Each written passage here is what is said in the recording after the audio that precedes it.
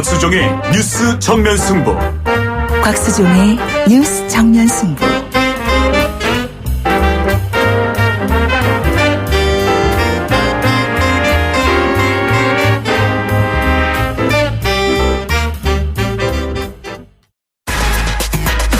시원한 독살. 곽수종의 한방. 곽 박사님.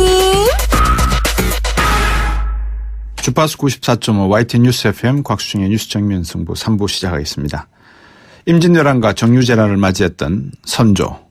백성을 내팽개치고 우주까지 도망간 답답한 군주로 회자되고 있습니다. 하지만 선조는 임진왜란이 일어나지 않는다는 동인 김성일의 말을 다 믿지 않고 오히려 전라와 경상 자우수사에 성을 쌓고 축조하도록 어명을 내렸었습니다. 문제는 임진왜란이 발발하기 25년 동안 조선은 전쟁 한 번 없었던 평화적 시기였습니다. 그러다 임금이 전쟁을 준비하라 하니 백성들인들 기꺼이 응했겠습니까? 오히려 크게 놀랐을 겁니다. 또 세금을 못 낸 일부 백성들은 스스로 목숨을 끊기도 했다는 기록도 있다 합니다. 임난이 끝나고 다시 정유재란이 이어집니다. 이순신은 을둘목에서 명랑해전을 치릅니다. 13척의 판옥선으로 130척이 넘는 구루지마 외장의 선단을 대파합니다. 이 이야기에서 두 가지의 교훈이 있습니다. 첫째, 지도자와 그 가신들의 덕목입니다. 선조의 예측은 정확했지만 일본은 침략했고 이를 알고 대비하라 했지만 제대로 육군을 양성한 장수는 없었습니다. 둘째, 국민들의 덕목입니다. 백성들도 25년의 평화를 당연한 것으로 알았던 건 아닐까요? 백성들은 이런 사태를 정확히 예측하고 준비를 지시했던 왕을 되려 원망합니다. 나라는 먼저 내부가 무너지고 외세가 침략한다는 사실을 잊어서는 안 될 것 같습니다.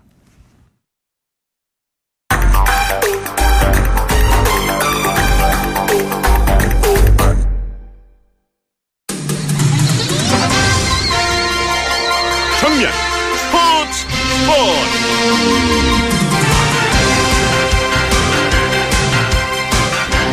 스포츠 정면 승부 중앙일보 박민 기자입니다. 안녕하세요. 네, 안녕하세요. 우리나라 축구 왜 이렇게 됐어요? 네, 어제 우리나라가 시리아와 월드컵 최종예선을 치렀는데요. 네. 또 1대0으로 또 간신히 이겼는데 또 네. 아무래도 시리아가 피파 랭킹 95위 약팀인데요. 예. 또 승리는 했지만 또 축구 팬들은 또 실망스러운 경기력 때문에 좀 안타까움을 표시하고 있습니다. 경기가 좀 안 풀릴 때마다 늘 감독을 이렇게 꼬집는 거는 뭐 맞지 않을 수도 있지만 슈틸리케 감독이 뭔가 좀 새로운 구상을 해야 되는 시점 아닌가요? 네, 그래서 슈틸리케 감독이 사실 또 일관적인 축구 전술을 계속 하고 있고요. 예. 또 경기마다 좀 이렇게 대처를 해야 되는데 그러지 못해서 예. 축구 팬들의 실망도 크고 그래서 지금 조 2위를 달리고 있지만 경질설까지 불거지고 있는데요. 네. 또 감독 책임도 물론 있고 또 어제 주장 기성용 선수는 또 감독보다는 선수들에 대한 책임도 있다 이런 이야기도 했는데요. 네. 선수들이 좀 이렇게 간절한 마음을 갖고 뛰었어야 했는데 또 예. 어제 그러지 못해서 축구 팬들의 실망도 큰 것 같습니다. 군 면제를 걸어놨어야 될까요? 네, 또 일부 팬들은 또 그런 이야기를 하기도 하는데요. 사실 네. 올림픽 동메달이나 아시안게임 금메달을 따면은 이제 병역 네. 혜택이 주어져서 예. 또 그런 시선이 있기도 한데, 네. 글쎄요. 그것까지는 좀 조심스러운 얘기인 것 같습니다. 예, 알겠습니다. 자, 그럼 브라질 월드컵 브라질이 가장 먼저 월드컵 진출을 확정했습니다. 러시아 월드컵이잖아요. 그죠? 네, 브라질이 오늘 파라과이를 3대0으로 꺾었는데요. 네. 또 남미에서는 10개국이 폴리그를 치러서 상위 4개 팀에게 직행권이 주어지는데요. 네. 브라질이 10승 3무 1패로 선두를 질주했고 또 남은 4경기에서 모두 지더라도 최소 4위를 확보해서 네. 월드컵 진출을 전 세계에서 가장 먼저 확정지었습니다. 남미 그러면 강호들의 어떤 정글 밀림일 건데 여기서 10승 3무 1패를 했다면 거의 우승 후보라 해도 되겠네요. 맞습니다. 사실 남미가 아르헨티나도 있고요. 예. 에콰도르, 볼리비아, 우루과이 이렇게 약팀이 거의 없는 말씀하신 대로 되게 강팀들이 모여 있는데 그 와중에 10승 3무 1패 좀 독보적인 성적으로 예. 이렇게 진출을 이뤄냈습니다. 브라질의 우승 역사가 어떻게 됩니까? 네, 브라질이 그 1958년과 62년, 70년, 그리고 94년, 2002년까지 예. 5번 우승했고요. 네. 전 세계에서 가장 많은 그 우승을 차지한 나라입니다. 네. 브라질이 뭐 우리가 늘 이야기하는 중에 뭐 이렇게 그러니까 뭐라 그러나요? 그 기후 지역이 잔디가 잘 자라서 이렇게 축구를 잘할 수 있는 여러 가지 여건이 좋아서 잘하는 겁니까? 아니면 삼바를 잘 쳐서 잘하는 겁니까? 네, 그 여러 가지 그 원동력이 있는데요. 예. 일단 그 브라질의 그 축구 등록 선수가 무려 210만 명에 달할 만큼 그 넓은 인파가 있고요. 예. 그리고 물론 뭐 잔디도 축구장도 잘 갖춰져 있지만 제가 그 빈민촌 파벨라를 가본 적이 있는데요. 네. 또 아이들이 맨발로 낡은 축구공을 차면서도 네. 그 꿈을 꾸고 있고 예. 그리고 브라질 프로축구 코린티안스 구단도 가봤는데 그 체계적인 유소년 시스템도 또 굉장히 인상적이라서 또 축구를 잘하는 것 같습니다. 네. 그 제2의 펠레 또는 제2의 네이마르를 꿈꾸고 있는 이 어린아이들이 맨발로 축구를 한다 그러는데 브라질이 상당히 좀 축구의 선수층은 두껍다고 이렇게 봐야 됩니까? 네, 그 아까 말씀드린 대로 등록 선수가 210만 명이고 그러니까요. 미등록 선수까지 포함하면 1,320만 명에 달하고요. 네. 이렇게 또 어려운 환경 속에서 축구하는 선수들도 있고요. 네. 물론 또 프로축구나 이런 데서는 또 체계적인 시스템도 가동되면서 네. 또 이런 좋은 성적이 나오는 것 같습니다. 예, 지난번에 제가 그 미국 대학 농구 광란의 3월이라고 말씀을 드렸는데 이제 파이널 4 최종 4강팀이 결정된 것 같습니다. 네, 그 노스캐롤라이나 대학교와 그 예. 곤자가대, 그 예. 사우스캐롤라이나대, 그 오리건대가 4강에 진출했고요. 예. 4강전은 다음 달 2일, 결승전은 그 4일에 열립니다. 네, 제가 예측하건데 아마 곤자가가 우승할 것 같네요. 네, 곤자가대가 그 올 시즌에도 굉장히 좋은 모습을 보여주고 있고요. 예. 또 아쉬우시겠지만 캔사스대는 아쉽게도 8강에서 탈락했습니다. 오레곤한테 깨졌죠. 네, 맞습니다. 네. 예, 저도 경기를 봤습니다. 너무 졸전을 했고요. 제시 잭슨이라고 하는 1학년 학생이 초반에 파울 2개를 동시에 범하는 바람에 선수들 전체 분위기가 다운됐던 것 같습니다. 네, 정확한 분석이십니다. 이 3월 네. 광란 경제적 가치도 엄청나죠, 그죠? 네, 맞습니다. 그 포브스가 예. 경제적 가치를 예측한 적이 있는데요. 예. 그 파이널4의 경제 가치가 무려 1,705억 원에 이야, 달하고요. 예. 그 메이저리그 월드 시리즈와 미국 프로농구 챔피언 결정전보다 그러네요. 브랜드 가치가 높습니다. 예. 참 미국 분들은 이 스포츠에 열광하는 이유가 다 있는 것 같습니다. 오늘 말씀 잘 들었습니다. 고맙습니다. 네, 감사합니다. 중앙일보 박민 기자였습니다. 곽수종의 뉴스 정면 승부. 방송 들으시고 의견 있으신 분들은 지금 바로 샵 0945, 샵 0945. 짧은 문자 50원, 긴 문자 100원이 부과되는 휴대전화 문자 메시지를 보내주세요. 오늘 들으신 방송은 YTN 라디오 홈페이지와 곽수종의 뉴스 정면 승부 팟캐스트를 통해 다시 확인할 수 있습니다.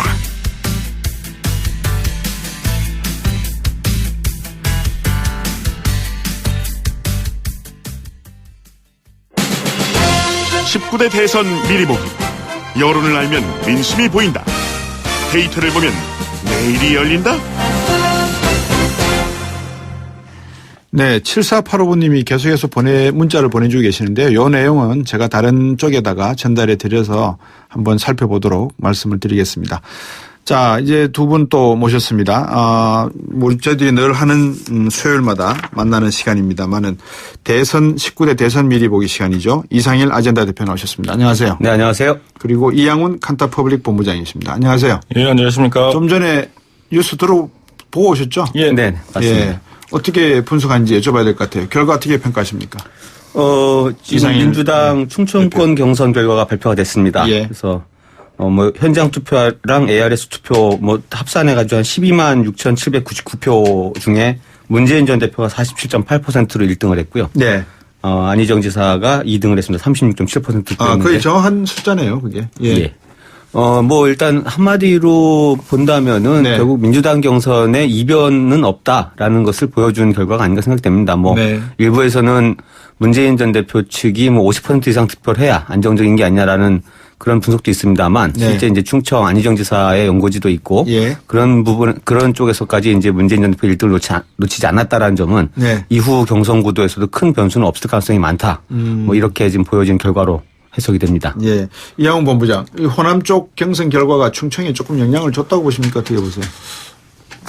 예, 사실 여론조사 결과를 보면은 네. 충청권에서 문재인 전 대표하고 안 지사가 비슷하게 나왔었거든요. 네. 그래서 그거에 비하면 오늘 결과가 약간 안 지사 지지가 조금 적은 감이 있죠. 네. 그래서 한 10%포인트 이상 차이가 났기 때문에. 네. 그런데 이게 이제 충청권 자체가 충남하고 대전, 충북이 좀 정서가 좀 다른 면들이 있기 때문에 이런 결과가 나올 수도 있고요. 또 네. 어차피 이게 이제 일반인만을 대상으로 한 게 아니었기 때문에 네. 조직이랄지 그런 영향이 있을 수는 있겠지만 네. 우리가 크게는 재지 못하더라도 예. 호남에서의 민심을 확인한 게 약간은 영향을 안 미쳤다고 할 수는 없겠죠. 예. 자, 이제 남은 민주당 경선이 영남권, 그다음에 수도권 이 남아 있는 것 같은데요. 관전 포인트는 뭡니까, 이상인 대표? 1차적으로는 과연 이제 결선 투표까지 갈 거냐 아니면은 안정적인 압도적인 1등으로 네. 과반 득표를 하면서 문재인 전 대표가 예. 그대로 1차 전에서 끝을 낼 거냐 하는 문제일 네. 것 같습니다. 예. 지금까지 흐름으로 봐서는 과반 득표 가능성이 높아진 것 같아 보이는데요. 일단 그리고 이제 영남에서도 결국 계속해서 이제 최근에 국민의당 경선이 네. 비교적 이제 많은 관심 또 흥행에 성공을 하는 부분이 있고 네. 안철수 전 대표가 영호남에서 지금 계속 상당히 높은 지지율로 1등을 했거든요. 물론 네. 이제 경쟁하는 후보들이 좀 약하다고는 하지만 네. 그러면서 본다면 또 문재인 전 대표 공교롭게 영남권에서도 이제 안철수 전 대표와 좀 비교될 수 있는 네. 득표율이라든지 이런 부분들에서 그런 같은 또 이제 부산을 연고지로 하고 그렇기 때문에 예. 그런 부분들도 같이 그러니까 국민의당 내부의 문제, 압도적인 1위로 끝날 거냐 아니냐의 문제가 있고 예. 또 하나는 민주당 내부의 문제가 있고 국민의당과의 어떤 비교 속에서의 어떤 흥행 성적표 예. 이런 것도 지금 관전포인트가 될 것 같습니다. 우리 이은지 PD가 지금 저에게 문자를 보내주셔서 충청 여론조사가 너무 훌렁 넘어간 느낌이 듭니다. 그러셨어요. 좀 우리가 정확히 한번 짚어보고 넘어갈까요? 충북, 충남 나눠서 네. 어떻게 지지도가 나왔고 이게 어떤 의미를 가지고 있고 이런 내용을 좀 예, 그렇게 본부장. 대부분의 여론조사가 전국 천명하기 때문에 예. 시도별로는 데이터는 사실 말씀드릴 것이 없고요. 예. 근데 이제 안 지사가 충남의 도지사라는 그렇죠. 거고 이제 충북은 좀 기존부터 과거부터 이제 예. 충남하고 좀 정서가 달라요. 그리고 예. 이제 충남도 예전에 충남하고는 좀 다르게 예. 천안 아산 쪽에 유입 인구들이 굉장히 늘어났죠. 늘어나서 약간 좀 달라진 동네의 특성이 있고 예. 대전 같은 경우는 최근에 조금 야성들이 좀 야성이 좀 강해 보이는 특성들이 예. 좀 있습니다. 그래서 안 지사가 충청 전반에 예. 영향을 크게 미칠 거라는 가정은 조금 그전부터 약간 무리지 않았나라는 생각이 듭니다. 예. 전반적으로 충청도 지역, 충청남도, 북도, 그리고 대전광역시 이쪽의 민심이 어디로 가냐에 따라서 대선의 결과가 결정나는 거 있지 않습니까? 지금까지 쭉 어떤 여론조사를 보면 그죠? 과거에 그런 흐름들이 많이 있었죠. 충청도가 결국은 어느 쪽으로 기우느냐가 승리하는 쪽에 늘 그래서 예. 특히 이제 아까 조금 설명드렸습니다만 또 예. 그러니까 충남과 대전 쪽은 과거에는 좀 예. 보수 성향의 지지, 예. 후보에 대한 득표 이런 부분이 높았었고 예. 충북은 또 의외로 수도권하고 좀 동질화되면서 네. 야성향이 좀 강한 지역이었는데 최근에 아마 그 인구 구성이 많이 바뀌면서 예. 충남에서도 상당히 야당이 좀 선전하는 흐름입니다. 그리고 예. 또 하나의 변화는 이제 과거에는 충청도 기반의 정당이 어쨌든 대표 정당이 존재를 했었고 네. 그 속에서 이제 이 영호남의 대결 구도에서 좀 중간에 끼어 있다 보니까 네. 그 자체 세력보다는 이쪽이 어느 쪽과 좀 가깝게 연대가 되느냐 이런 부분들을 봤는데 요즘에는 예. 이제 그게 사라졌죠. 사실은 원래 지금 자유한국당 과거에 새누리당이 예. 사실 충청정 당시 선진당하고 합당을 한 거거든요. 예. 그래서 이제 흡수가 됐는데도 불구하고 예. 그런 부분들이 충청 민심 자체는 그게 따라갔다기보다는 계속해서 어떤 선택, 특히 이제 지난 총선이라는 것들을 봤을 때는 네. 야당 성향의 어떤 흐름들이 굉장히 강해졌다 이렇게 보여지는데요. 예. 하여튼 이번에도 아마 충청 이제 좀 더 대선 본선 구도가 본격적으로 되면 예. 이 지역별 표심 예. 이런 것도 굉장히 중요하게 보일 텐데 예. 충청도가 어느 쪽으로 기우냐 이런 부분들도 아마 유심히 볼 부분이 아닌가 생각이 됩니다. 충청도 안에서도 상당히 외딴 섬이라 할까요? 표현이 좀 적당한지 모르겠습니다만 세종시 말입니다. 세종시의 민심 흐름은 어떻습니까? 이양훈 본부장. 이제 그 결과를 볼 수 있는 게 이제 총선 결과인데요. 이제 예. 세종시가 인구는 적지만 예. 특성이 이제 되게 30, 40대 인구가 굉장히 많은 특성들이 있습니다. 그래서 네. 물론 이 공무원 관련된 인구가 많다는 특성도 있지만 네. 이제 세대 효과가 있기 때문에 다른 지역의 30, 40대는 크게 다르지 않다. 그렇게 보면 세종시도 야성이 좀 강한데 그리고 뭐 그 선거 결과로도 이렇게 나타났었고요. 예. 자, 아까 저희도 이제 결선 투표 이야기를 좀 하고 있었는데 결선 투표까지 간다면 과반수를 얻지 못할 가능성을 전제로 해서 이야기입니다. 그죠? 문재인 전 대표가. 만약에 과반수를 못 얻는다면 뭐 그럴 가능성은 거의 없다라고 말씀들 하고 계시는데 문재인 안희정 결선 투표 또 문재인 대 이재명 결선 투표 어떤 확률이 더 높고 어느 게 더 민주당으로서는 흥행면에서 더 도움이 될까요? 뭐 뻔한 답이긴 합니다만은. 아무래도 뭐 지금까지 나온 성적표라든지 그 계속해서 여론조사상 보면 안희정 지사와 이재명 시장의 어떤 지지율 격차 크진 않지만 예.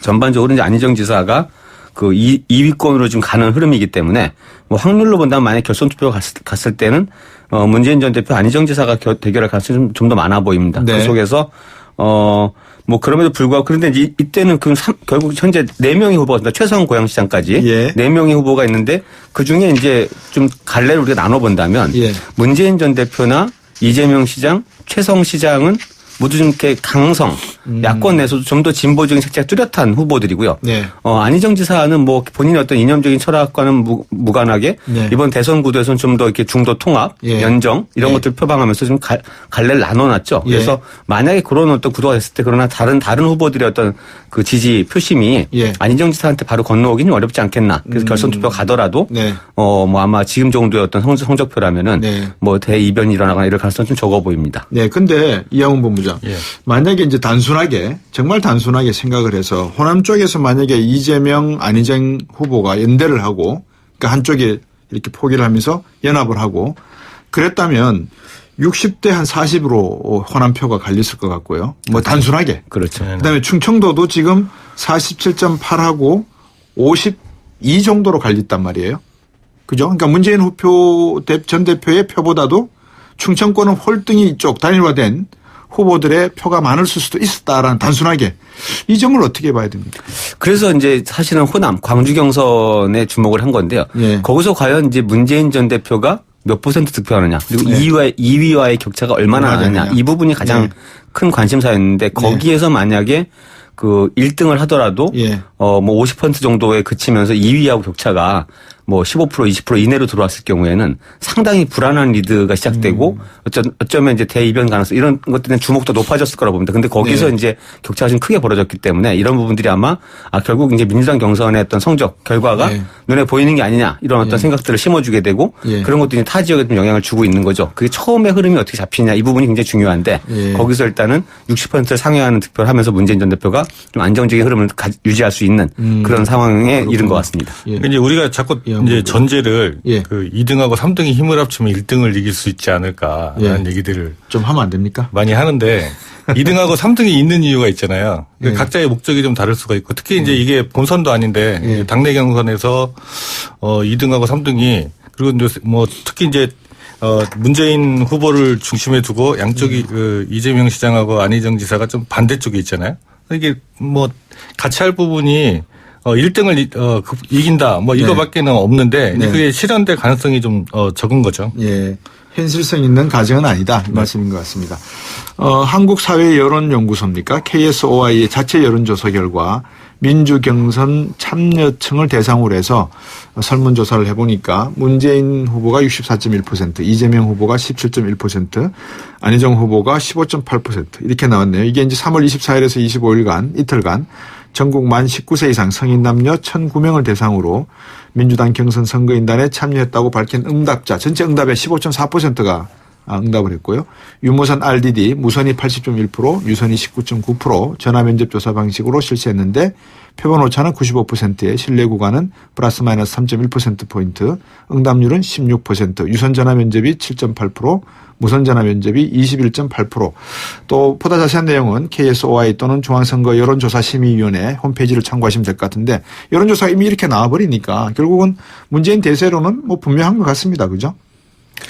예, 이제 이 조사 결과는 요 응답 자체 한 건 한 150여 명 되더라고요. 네. 근데 그래서 이제 숫자가 뭐 정확하기는 좀 어려운 숫자긴 하지만 네. 이 조사 시점을 좀 보셔야 될 것 같아요. 이게 24, 25일이기 그렇죠. 때문에 호남 경선 결과를 보기 전이거든요. 네. 그래서 이제 호남 경선 결과를 보고 또 오늘 충청권 결과를 보고 나면 네. 오히려 문재인 후보가 더 올라가고 네. 뭐 또 엊그제 나온 어떤 결과를 보면은 네. 안희정 후보가 뭐 많이 빠졌다 뭐 이런 얘기들이 예. 나오는 것도 있더라고요. 예. 알겠습니다.